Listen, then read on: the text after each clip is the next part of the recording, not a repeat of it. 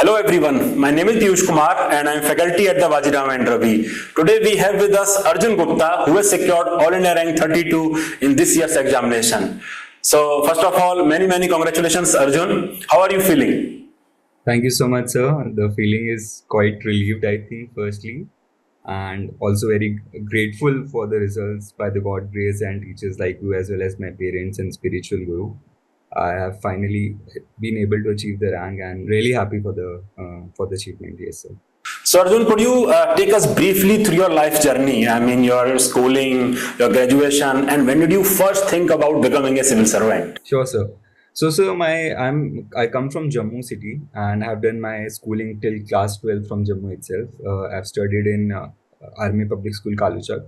So, being the student of Army school, there was always it imbibes gives you values of serving the nation and all those things. So, my first aim was to be in the army, but however, it changes for every children over the years. So I decided to take plunge into JEE advanced preparation in class 10th, and finally I was able to crack JEE advanced and got admitted into IIT Kanpur in 2015.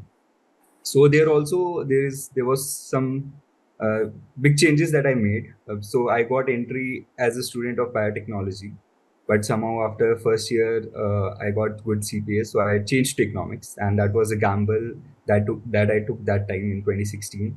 And I was not sure like what I needed to do with economics. The decision was based on the fact that the placement scenario is good for economics, so I went for it. But over the 5 years in the college, many perspectives change. And I think after graduation, it was in my fifth year that I decided कि मुझे civil services देना है. But the pressure and the excitement around placement, you get carried away. So मैंने 1-2 महीना तैयारी की होगी, and then I decided कि नहीं placement के लिए बैठते हैं. So I sat for placement and luckily got placed in McKinsey. So I joined McKinsey in 2022 July. That was COVID year. So over 1 year of working McKinsey was a really good experience, I would say. But it also gave me clarity that this is not something that I would like to do for the rest of my life. And there were really many factors actually. My parents both come from the educational background. They both are teachers, and my father is a principal. So they always pushed me, do you really think you would want this for the rest of your life? Not saying that corporate uh, thing is bad, but it was not something that I could satisfy myself with, right? So in fact, my spiritual guru, he's also, as in his work ethics, he also pushed me, do you really want to do this? So I actually decided to introspect and finally took a call in July 2021 that I want to appear for the civil services. So there was some kind of satisfaction that I looked at the corporate life. So that is not to my, belonging. That's not where I belong. So this was I was much more motivated when I started preparing for the civil service examination. So for the 1 year from July 2021, I started preparing and I gave my first pre-exam in 2022. That was June 5. And so my economics was optional. So this was first time. And I think during that preparation in 8 to 9 months, you really need to have a clarity on what you need to study. And there, my sister's experience, she had been appearing for civil services. So she guided me what to do and what resources to follow. So I was able to crack prelims. And finally, during the mains, my first mains was in September 2022, and I was able to score decently well, and finally got into IPS service after clearing the interview as well. So I allotted IPS service and currently enrolled in that. But simultaneously, I also appeared for Indian Economic Services exam since my economics was optional. And since I was not sure whether I would clear prelims or not, so it was kind of a backup option that I was considering. But even I got through it, also secured rank 1 there. But eventually I got to IAS, and then I followed it by IPS, and currently there. And now this year, so I was not very sure earlier whether I would appear for 2023 prelims or not, but somehow I did. And it was again somewhat luck and some hard work that got me through the prelims. And I think what changed in 2023, as you said, is I was much more confident, because once you crack it, you develop that kind of confidence that you can do it again. And that brought a lot of changes that I'll discuss about it in further our discussion. And I think that confidence built over, and after joining IPS training, my interview also went very well compared to last year, and finally was able to achieve this rank.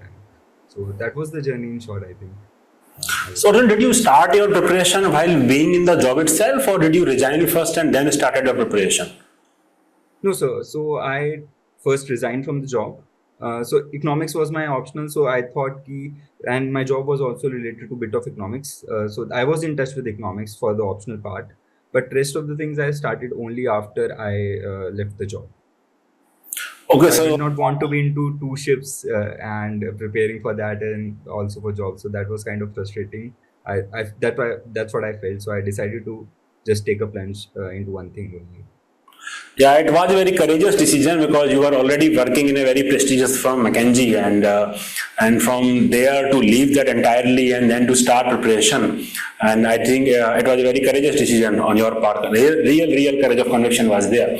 So Arjun, I was looking at your mark sheet and I saw that there is jump of around 20 marks in your ethics paper. You have scored 120 marks this year from your 99 last year. So how did you make that happen? What are the changes that you inculcated in your strategy this year? Yes, sir. So firstly, I think 21 marks may seem less, but the fact that they were already on the base of 99, that 21 marginal improvement was required a lot of effort. I think it required a lot of static changes also. And the one thing that I think the thanks goes to you that I enrolled in your ethics enrichment program classes. Uh, Firstly, I think first thing I did was to make notes from the scratch of your lectures that I attended, the 22 lectures. It helped me gain new perspectives and new depths into each concept that I was learning. And before that, I think 22 mains exams for ethics, it felt to me like the ethics was a abstract subject, very dry. You need to mug up things. But your lectures actually helped me understand that it was very conceptual subject. One needs to internalize before writing the exam, because until unless one does not internalize what is being asked, one cannot answer.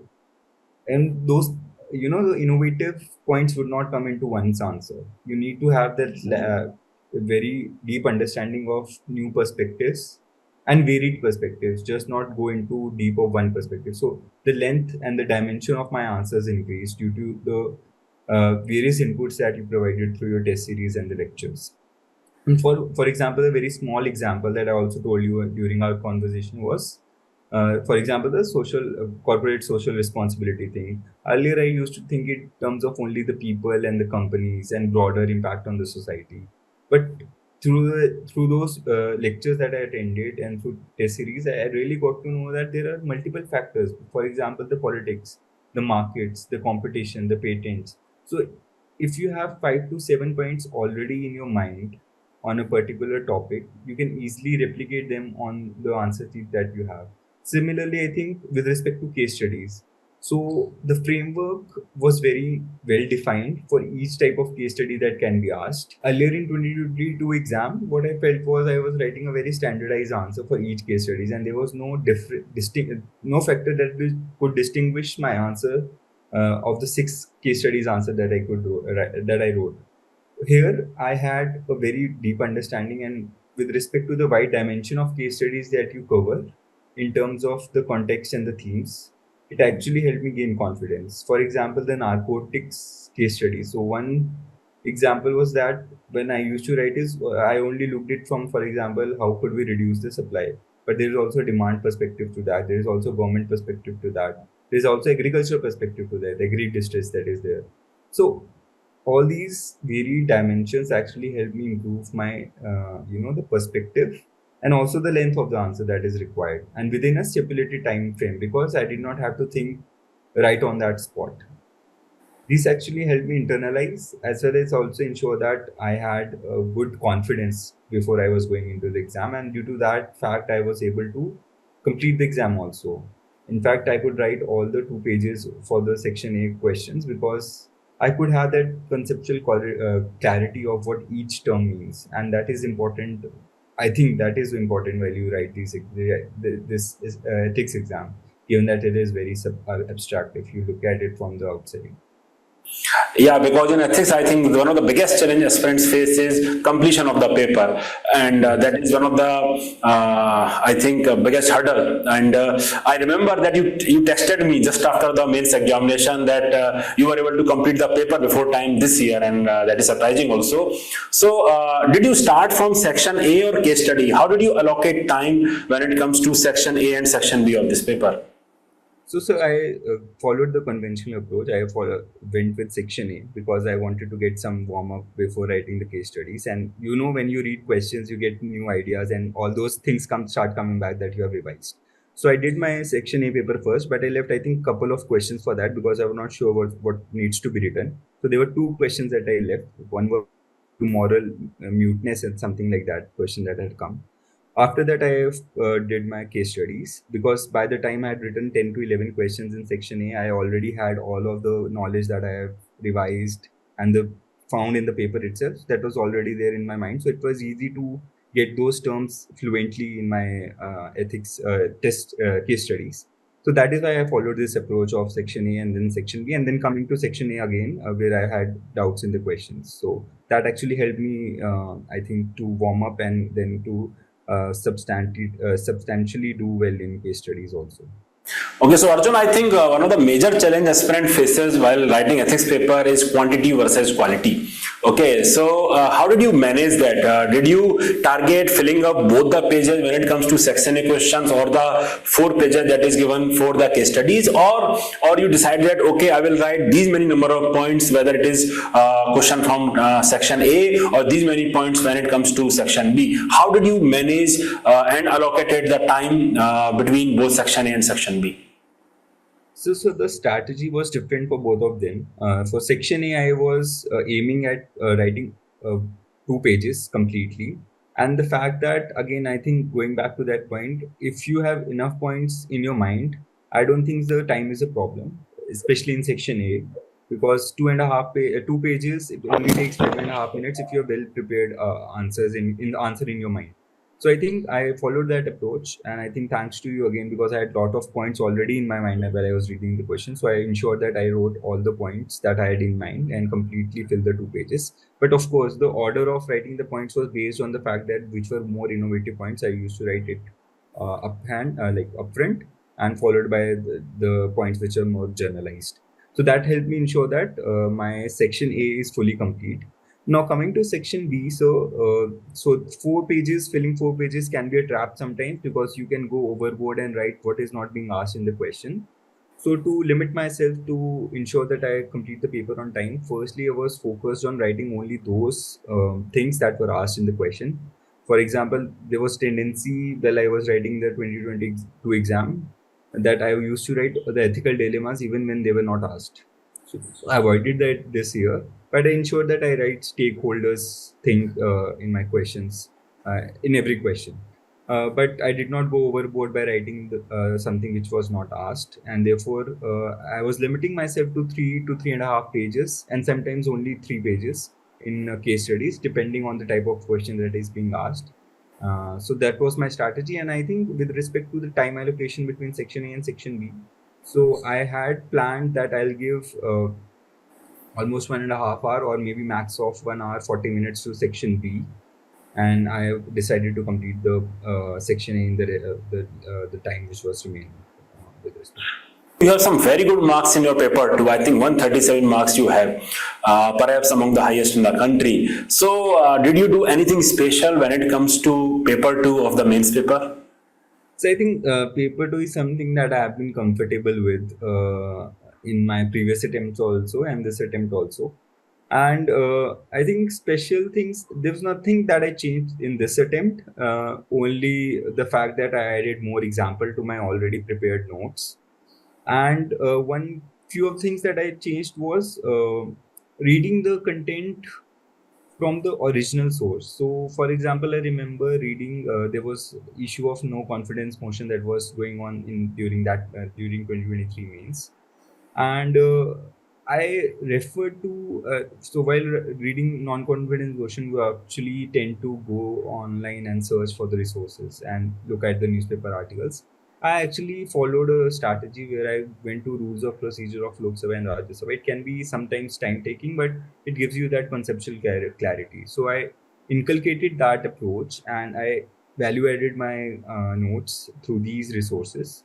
Other thing I did was to inculcate more Supreme Court judgments that were there in that were there in the jurisprudence. So these two things actually helped me. And thirdly, I think the practice of going beyond book knowledge or even the newspaper. So I actually followed political news from, for example, the sources like the print by Shekhar Gupta and various other resources that gives you small clips of what is going on in Indian polity.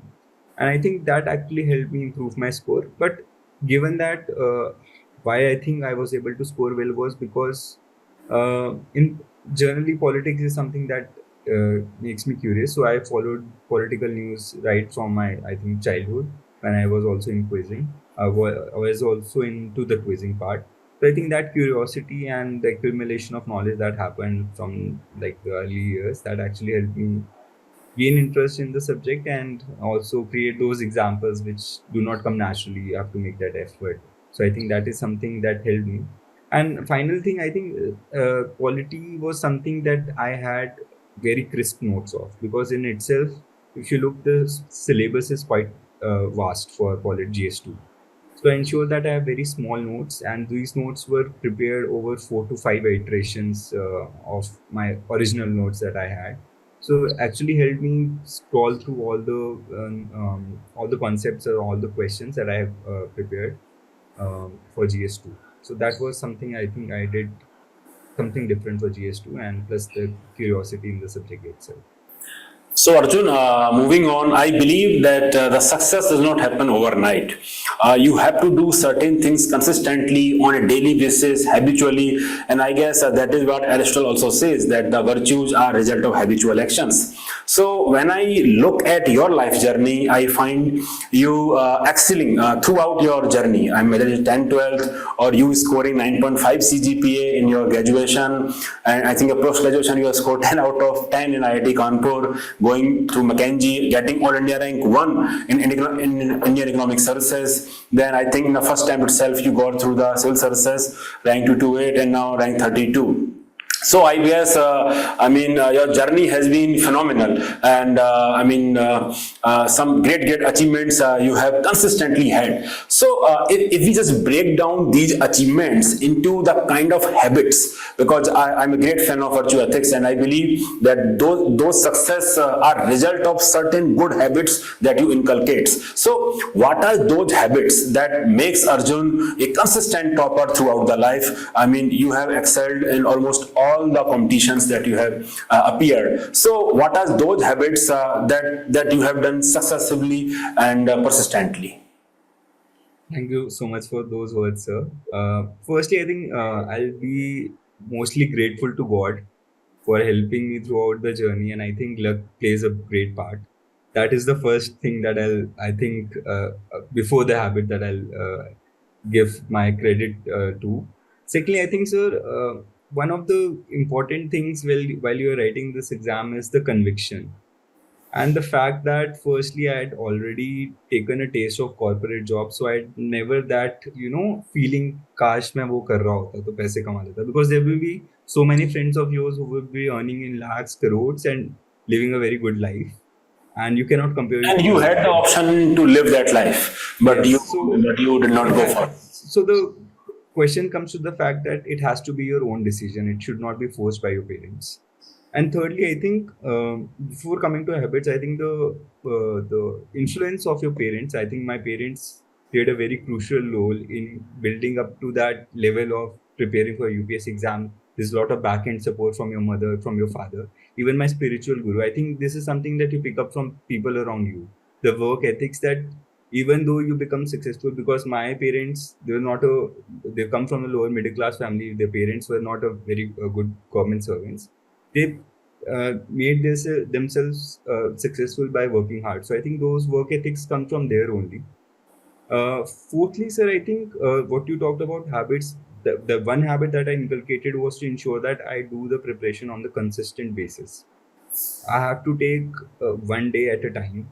And when you add that one day over 365 days, and I think I always talk about this, 365 multiplied by 10 to 12 hours that you study, that is what counts. You can take rest in between. You should take that rest, I think. I also used to watch some, the TV series when I used to get bored. But the fact that that should not overwhelm your preparation. It cannot be the fact like you study for 4 days and you rest for 3 days. It has to be every day. And that evaluation of yourself every night, whether I was able to achieve what I did, is also important. So for that, I used to make timetable on daily basis, weekly basis, and monthly basis to ensure that I am on track of what I want to complete by this month, by this day. And finally, I think, sir, this exam is what that's what I feel is the syllabus is so vast that you can get diverted easily. So here my sister actually helped me to ensure that I only focus on a very limited source, because this is not about knowledge. This is about execution, execution of the knowledge that you acquire over 365 days of preparation. And you are focused enough to implement that, and also in a right state of mind, because I felt that pressure. I remember in August of 2022, 1 month before the mains exam of 2022, where I was so much into the fact that I was not able to get good marks in these mock tests, and I was not able to revise all the things. Sometimes you just have to sit back and see that yes, you are doing well. Give yourself a pat on the back and generate that belief over the time, and that can only come with the fact that you have prepared for 365 days. That conviction can only come after that.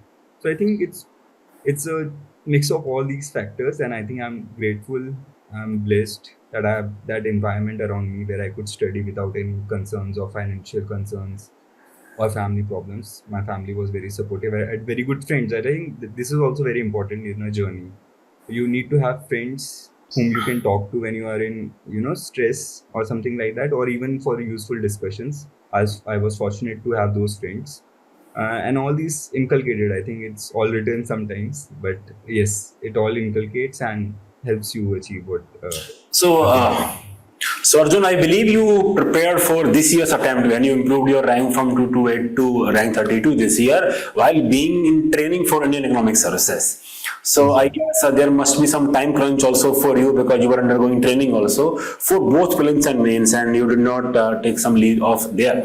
So how did you manage your time? I'm asking this question because lot many aspirants also appear for this examination while being in the job itself, and they might also going undergoing training or job or other certain responsibilities that may not allow them the luxury of having so much time at their disposal. So how did you manage your time for prelims and mains, for both prelims and mains, while being a trainee in economic services, and what could be the lessons for the people who are in similar situations? So, firstly, I think the confidence of clearing the exam last year was there.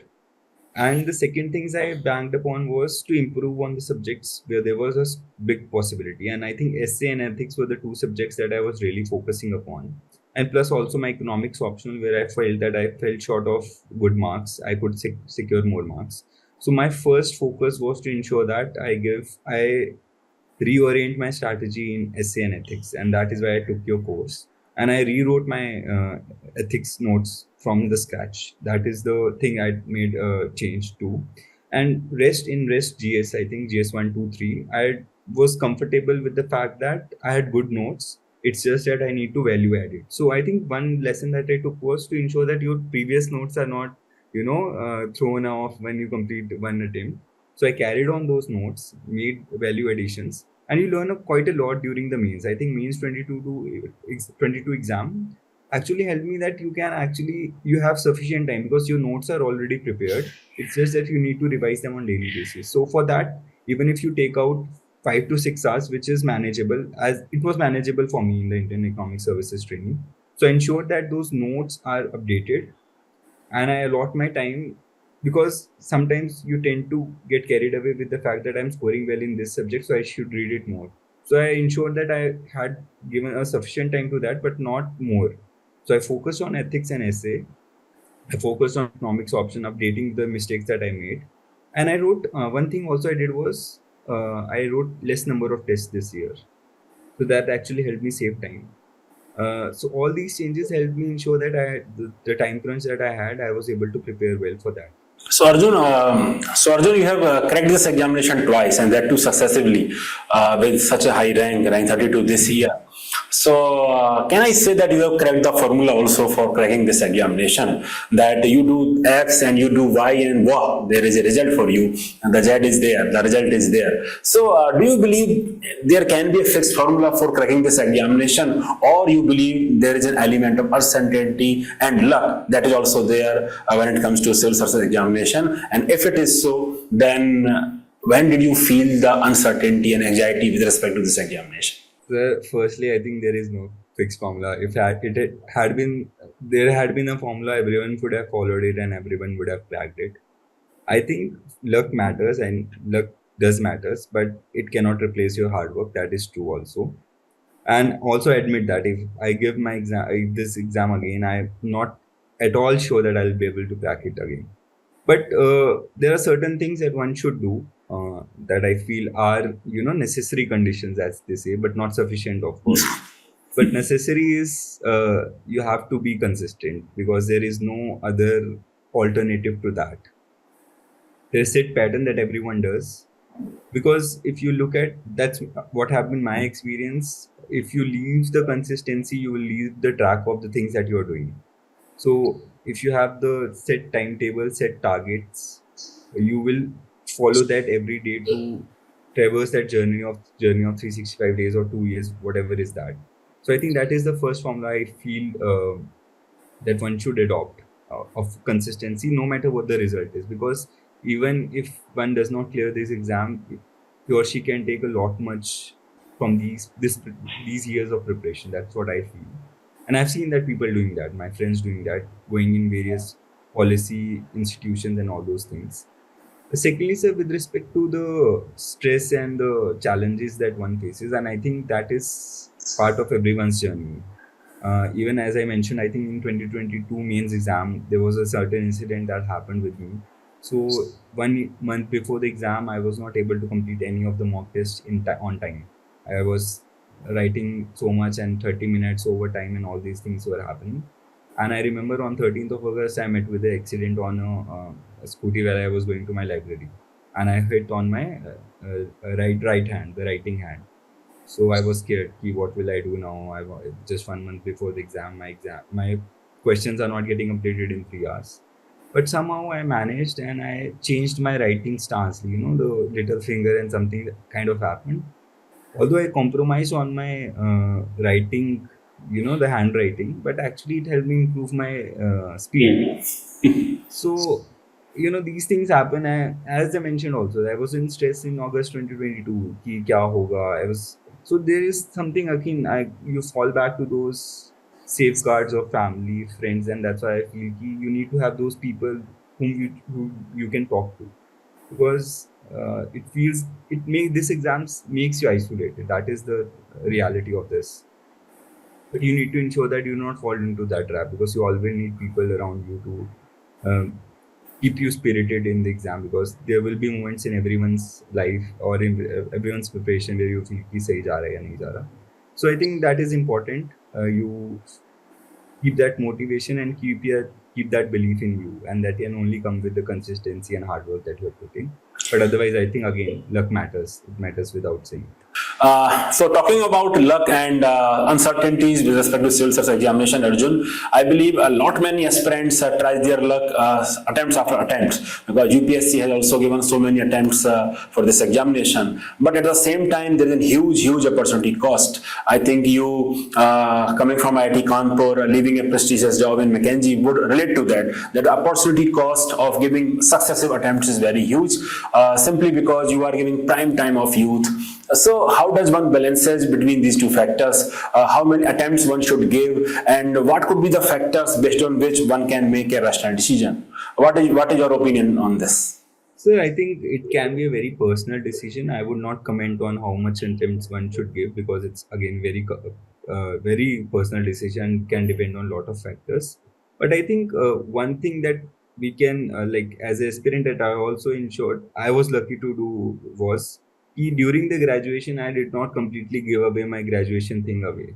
I focused upon my graduation, although I did not have planned to give civil services that time. But I think this is one thing why one can inculcate that during the graduation. One can inculcate skills that are required in today's market. And with respect to the number of attempts, and I think this is again, as I said, a personal decision because I've seen my friends taking attempts again and again, and I think it should be fine until unless you find the closure in that, because you should not feel regret that I left my preparation in between and jumped the job, because that can also be very mentally exhausting and something like that. So I think whenever you feel that it's over and I want to give it a closure, you should take that closure away and move on without any regrets. But to comment on how many attempts one should give, I think I don't think I have that wisdom to comment on that kind of number of attempts one should give. But surely one can focus on their core subjects, graduation, and in some option if they're taking up, they can focus more on that, so that even if one does not get through the exam, they have something, a good skill that they acquire from it, because already there's a lot of knowledge and that can be of great help also. There are a lot of institutes that are opening up, policy institutes, think tanks, where one can contribute without any I think specialization that is required. There are a lot of options that are opening up, but one should have that learning when they walk away from this exam, that I have studied this, I've gained this knowledge, I've gained this skill, and I think that should be a good enough learning from the exam preparation itself. So, Arjun, talking about the mains examination, there is a very limited amount of time that is there between prelims and mains. So, how can one prioritize certain areas of the mains preparation to gain advantage with respect to the marks? So I think means preparation, the basic, and I think one round of revision needs to be done before you start preparing for the prelims exam. That is 3 months before the prelims exam. That is, I think, is a necessity, because 3 months alone is not enough to start the preparation and complete it for the means. So I would recommend in the initial 8 months of your preparation, you should have notes prepared for all the GS and also your optional subjects, and maybe 10 to 11 months if your optional is not the core subject that you did in your graduation. That is a necessity. And after and also a couple of tests I would recommend. I give some tests before my prelims preparation, so that gives you kind of confidence while you're giving the pre, that you can prepare for pre without any concerns and without any tension. So after the pre is done, 3 months, I think, if you have your notes prepared, if you have given a couple of tests, you have enough time to improvise on what has already been prepared by you, making those short notes and giving those tests successively. That can help. And I think it is important to also ensure that you do not uh, give too much focus on the test, because ultimately it takes a lot of time and you have to evaluate how much output you are getting from writing those tests in 3 hours and then again rechecking that.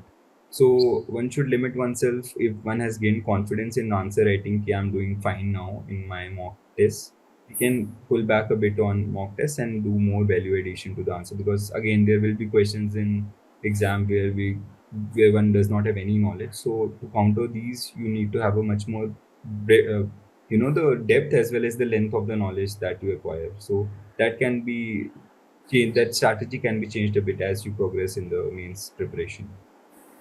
So, Arjun, coming to the last question, what will be your advice to the fellow aspirants who are looking up to you as a source of inspiration? So, what will be your advice to them, and what will be three don'ts that will you tell them, and three do's that this is what you should do and this is what you certainly should not do?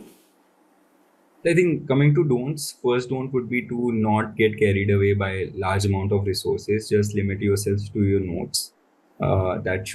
That will be enough to crack this exam. Secondly, I think again you need to have the give the mock test, but ensure that the you do not give priority to mock test over previous year questions. That was my tendency in my first attempt, although it did not cost me a lot, because but if you give more priority to mock tests and do not leave away the PYQs, it can become a great disasters. And thirdly, I think it's important to have third don't let yourself get isolated in this exam preparation, because if you do that, you might not have the right mechanism to get out of the stress that exam gives. It gives to everyone. I think everyone faces that stress, and therefore you need to have those fallback mechanisms. So your family, friends, or anyone that you feel Support is system, yes. something. Yes. And so, with respect to some of the advices, I do not have much advices because I really don't know what helped me crack this exam, except for certain things. First is I think the consistency that is required. You need to have daily goals, weekly goals. You need to work towards them every day without fail. That is key, and I think that is something that I also acquired from listening to various topper talks when I was preparing. That was one common thing that I've found across every topper's journey during my preparation. Secondly, sir, I think it's important, given the number of exams that you have to give in 1 week. You need to have very small, short notes of your own before you go to exam. You need to have a look at it, because this can get overwhelming at times. So it takes little bit of inertia initially to rewrite the notes, but once you do it, you will save a lot of time in the later part of your preparation. And fourthly, sir, as I said, the previous year questions are really important, and you have to do multiple revisions of that to ensure that it sticks to your mind while you are writing the exam. Because ultimately, at the end of this year, the preparation for this exam is to write those things in your answer sheet, and that requires mugging up things at times. So do not shy away from that. And finally, I think belief in yourself, that is important, because that motivation is required when you are not doing well in your mocks, or you are failing sometimes in prelims test papers. So you need to have that sense of belief in yourself that you will be able to appear for the exam and crack it. And also, do not make it a matter of life and death. That is also important before you enter this exam. So I think that one needs to have those perspectives. At least I had those perspectives when I started preparing for these exams. So many thanks, Arjun, for having this conversation with us, and I'm sure aspirants will learn various things out of this, and most of them is being such a humble person after getting so much in life. And we wish you all the continued success and all the best to all the dear aspirants. Bye bye, take care. Thank you so much, sir.